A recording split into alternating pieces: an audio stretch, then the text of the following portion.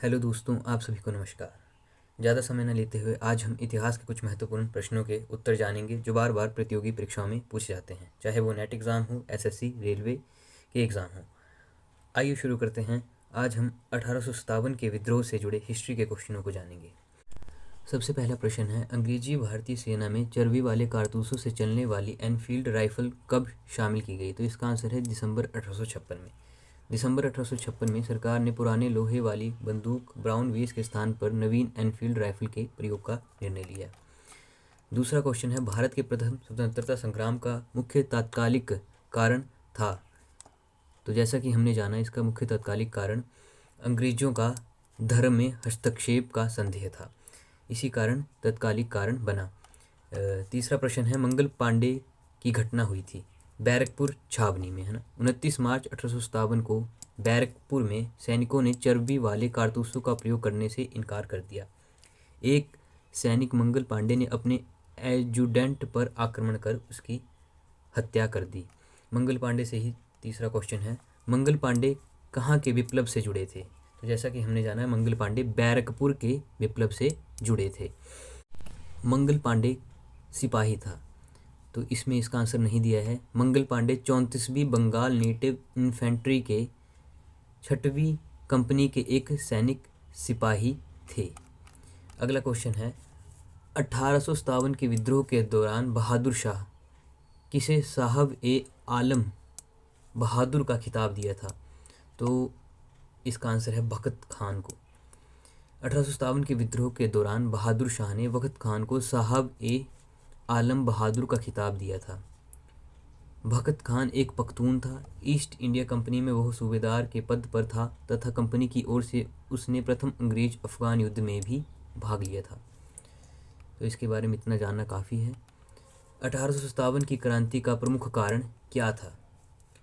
1857 की क्रांति का प्रमुख कारण ब्रिटिश साम्राज्य की नीति थी।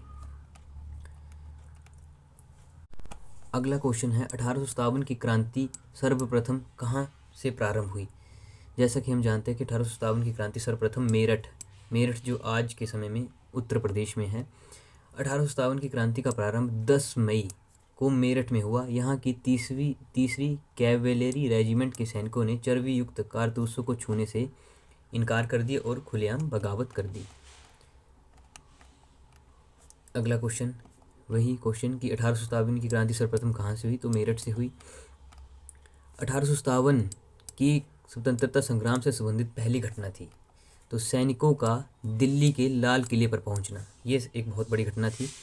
11 मई 1857 को दिल्ली में मेरठ से आए सिपाहियों के दस्ते ने मुगल बहादुर शाह द्वितीय से यह अपील की कि सम्राट इन सिपाहियों का नेतृत्व स्वीकार करें।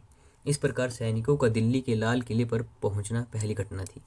कानपुर में नाना साहब, इन्हें नोट करते जाइए दोस्तों, ये बहुत आवश्यक हैं।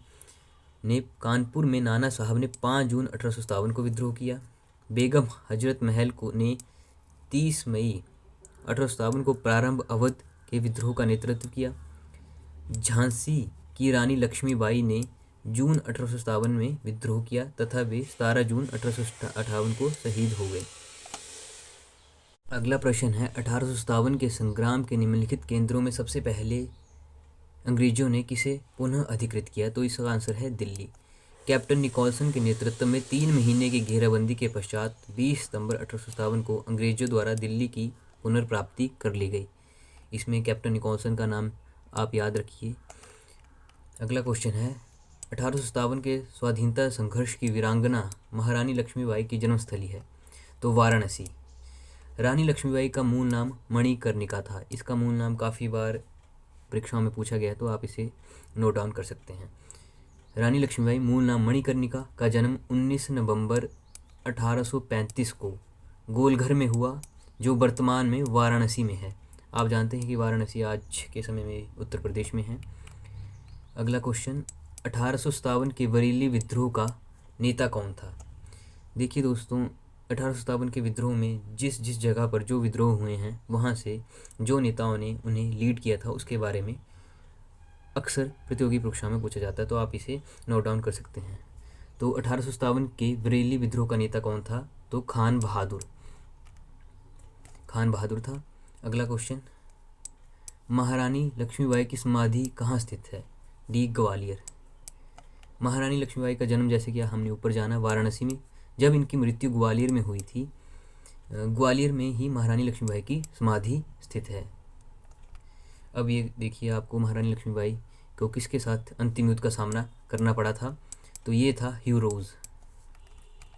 अगला क्वेश्चन, 1857 का विद्रोह लखनऊ में किसके नेतृत्व में आगे बढ़ा? तो ये बेगम ऑफ अवध। लखनऊ अवध में विद्रोह का प्रारंभ 30 मई 1857 को हुआ। विद्रोह का नेतृत्व बेगम हजरत महल, बेगम ऑफ अवध ने किया। वह महिला जिन्होंने अवध में 1857 की क्रांति का नेतृत्व किया था, जैसा कि हमने ऊपर पढ़ा, बेगम हजरत महल ने अवध की 1857 की क्रांति का नेतृत्व किया था। अगला क्वेश्चन, निम्न में से कौन इलाहाबाद में 1857 के संग्राम का नेता था? तो इसका था मौलवी लियाकत अली। मौलवी लियाकत अली इलाहाबाद की में 1857 के संग्राम का नेता था। अगला क्वेश्चन, ये बहुत उपयोगी क्वेश्चन है, बार बार प्रतियोगी परीक्षा में पूछा जाता था। 1857 के संघर्ष में भाग लेने वाले सिपाहियों की सर्वाधिक संख्या थी। ये अवध। 1857 के संघर्ष में भाग लेने वाले सिपाहियों की सर्वाधिक संख्या अवध से थी। वास्तव में उस समय अवध में शायद ही कोई ऐसा परिवार रहा हो जिसका कोई सदस्य सेना में ना रहा हो। केवल अवध से ही लगभग 75,000 सैनिक सेना थे। आप जानते हैं कि 1856 में अवध को कुशासन के आरोप में अंग्रेजों ने अपने साम्राज्य में मिला लिया था। अगला क्वेश्चन है, नाना साहब का कमांडर इन चीफ कौन था? तो इसका क्वेश्चन है तात्या टोपे। तात्या टोपे का नाम भी पूछ लिया जाता है। इनका नाम रामचंद्र पांडुरंग था। कानपुर में 5 जून 1857 को नाना साहब को पेशवा मानकर स्वतंत्रता की घोषणा की गई। नाना साहब को सेनापति commander in chief Tatya Tope से बहुत सहायता मिली थी। दोस्तों, आज लगभग हमने 10 से 12 क्वेश्चन हिस्ट्री के डिस्कस किए। इसी तरह और भी पढ़ने संबंधित कंटेंट को जानने के लिए कृपया इस चैनल पर सब्सक्राइब करें। आप सभी का धन्यवाद। जय हिंद, जय भारत।